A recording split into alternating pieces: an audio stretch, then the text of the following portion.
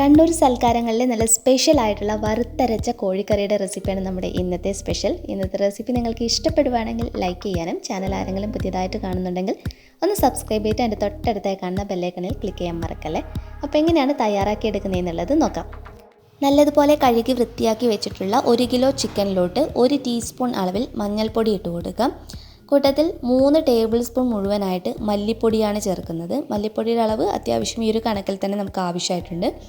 പിന്നെ ഒരു 2 table spoon മുഴുവനായിട്ട് സാധാരണ മുളകും അതുപോലെ തന്നെ പിരിയൻ മുളകും ഒന്നിച്ച് പൊടിച്ചിട്ടുള്ള പൊടിയാണ്.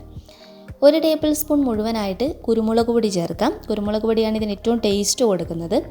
ആവശ്യത്തിനുള്ള ഉപ്പ് കൂടി ഇട്ട് കൊടുത്ത് നല്ലതുപോലെ യോജിപ്പിച്ച് കഴിഞ്ഞാൽ ഇത് നമുക്ക് അങ്ങോട്ട് മാറ്റി വെക്കാം. അടുത്തതായി തേങ്ങ വറുത്തെടുക്കണം. ഫ്ലെയിം ഓൺ ചെയ്ത് നന്നായിട്ട് ചൂടായി വന്ന പാത്രത്തിനകത്തോട്ടേക്ക് 2.5 ടേബിൾ സ്പൂൺ തുടങ്ങി 3 ടേബിൾ സ്പൂൺ വരെ നല്ല നാടൻ വെളിച്ചെണ്ണ ഒഴിച്ചു കൊടുക്കാം. എണ്ണ ചൂടായി വരുമ്പോൾ തേങ്ങ ചേർക്കാം. ഇത് ഏകദേശം 1 കപ്പ് തേങ്ങയാണുള്ളത്. അതായത് ഒരു മീഡിയം സൈസായിട്ടുള്ള തേങ്ങയുടെ 2 മുറിയും ചിരകി എടുത്തിട്ടുള്ളതാണ് കേട്ടോ. ഇതിലോട്ടേക്ക് ഒരു തണ്ട് കറിവേപ്പില ഇട്ട് കൊടുത്തിട്ട് എണ്ണയിലിട്ട് നല്ലതുപോലെ ഒന്ന് മൂപ്പിച്ചെടുക്കണം. തേങ്ങയുടെ കളറ് മാറി നല്ല ബ്രൗൺ കളറാകുന്ന രീതിയിൽ തന്നെ വറുത്തെടുക്കണം. എന്നാൽ മാത്രമേ നമ്മുടെ കറിക്ക് അത്രയധികം നല്ലൊരു കളറും കാര്യങ്ങളും കിട്ടുള്ളൂ.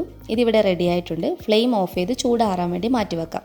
നന്നായി ചൂടാറി വന്നതിന് ശേഷം ഒട്ടും വെള്ളം ചേർക്കാതെ ഇത് അരച്ചെടുക്കണം.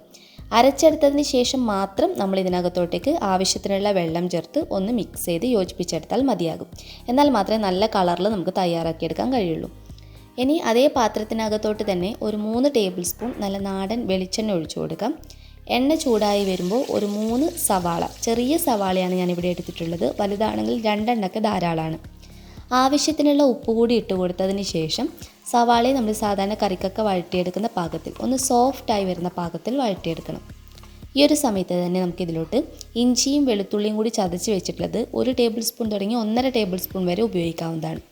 ഒരു 4 പച്ചമുളക്, നല്ല എരിവുള്ള 4 പച്ചമുളക് കൂടി ഇട്ട് കൊടുത്തിട്ടുണ്ട്. അതും നമുക്ക് നന്നായിട്ടൊന്ന് വഴറ്റിയെടുക്കാം. അടുത്തതായിട്ട് 3 ചെറിയ സവാള എടുത്തപ്പോൾ 2 വലിയ തക്കാളി തന്നെ നമ്മൾ ഉപയോഗിക്കുന്നുണ്ട്. അപ്പോൾ നിങ്ങൾ എടുക്കുന്ന സവാളക്കനുസരിച്ചിട്ട് വേണം തക്കാളിയുടെ അളവിൽ അഡ്ജസ്റ്റ് ചെയ്യാൻ വേണ്ടിയിട്ട്. നന്നായി വഴറ്റിയെടുത്തതിന് ശേഷം അടച്ചു വെച്ച് തക്കാളി ഒന്നുകൂടി ഒന്ന് വേവിച്ചെടുക്കണം. തക്കാളി നല്ലതുപോലെ വെന്ത് പാകമായി വന്നു കഴിഞ്ഞാൽ അരവ് പരട്ടി വെച്ചിരിക്കുന്ന ചിക്കൻ മുഴുവനായിട്ട് ഇതിനകത്തോട്ടേക്ക് ഇട്ട് കൊടുക്കാം. ആദ്യത്തെ 1-2 മിനിറ്റ് ജസ്റ്റ് നമ്മൾ തവി വെച്ച് കൊടുത്തിട്ട് നന്നായിട്ടൊന്ന് മിക്സ് ചെയ്ത് യോജിപ്പിച്ചെടുക്കണം. അരവൊക്കെ ഒന്ന് മിക്സ് ആകുന്ന രീതിയിൽ. അതിനുശേഷം ഇതിലോട്ടേക്ക് നമുക്ക് വെള്ളം ഒഴിച്ചു കൊടുക്കാം. വെള്ളം ഒത്തിരി ഒഴിച്ചു കൊടുക്കണ്ട, ചിക്കനിൽ നിന്നുള്ള വെള്ളം തന്നെ ഇറങ്ങി വരും. അപ്പോൾ വളരെ കുറഞ്ഞൊരളവിൽ ഒഴിച്ചു കൊടുത്താൽ മതിയാകും. ഇനി അടച്ചു വെച്ച് ചിക്കൻ വേവിച്ചെടുക്കാം. ചിക്കൻ ഏകദേശം നന്നായിട്ട് വെന്ത് പാകമായി വന്നിട്ടുണ്ട്. ചിക്കനിൽ നിന്നുള്ള വെള്ളം കൂടി ഇറങ്ങി വന്നപ്പോൾ കണ്ടില്ലേ, നന്നായിട്ട് ഗ്രേവിയൊക്കെ നല്ല രീതിയിൽ വന്നിട്ടുണ്ട്.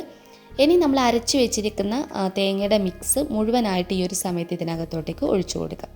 നമ്മളെപ്പോഴും തേങ്ങ അരച്ചെടുക്കുന്ന സമയത്ത് ഒട്ടും വെള്ളം ചേർക്കാതെ ആദ്യം അരച്ചെടുത്ത് പിന്നീട് വെള്ളം മിക്സ് ചെയ്യുകയാണെങ്കിൽ ഒട്ടും തന്നെ കറിയുടെ കളറ് നഷ്ടപ്പെടില്ല. അപ്പോൾ നന്നായിട്ട് തേങ്ങയൊക്കെ ചേർത്ത് ഒന്ന് തിളപ്പിച്ചെടുക്കുന്ന സമയത്ത് വേണമെങ്കിൽ മാത്രം വെള്ളം ഒഴിച്ചു കൊടുക്കാം കേട്ടോ. അതായത് കറിയുടെ ഗ്രേവിക്കനുസരിച്ചിട്ട് വെള്ളം ഒഴിച്ചു കൊടുക്കാം. നന്നായിട്ട് തിളപ്പിച്ചെടുക്കണം. നല്ലതുപോലെ വെട്ടി തിളച്ച് വരുന്ന സമയത്ത് 1 ടേബിൾ സ്പൂൺ കൂടി കുരുമുളക് പൊടി ചേർത്ത് കൊടുക്കാം. എന്നിട്ട് ഒന്നുകൂടി ഒന്ന് മിക്സ് ചെയ്ത് യോജിപ്പിച്ചെടുക്കാം. അപ്പോൾ ഇത്രയേ ഉള്ളൂ. നന്നായിട്ടൊന്ന് തിള വന്നു കഴിഞ്ഞ് കഴിഞ്ഞാൽ ഫ്ലെയിം ഓഫ് ചെയ്യാവുന്നതേ ഉള്ളൂ.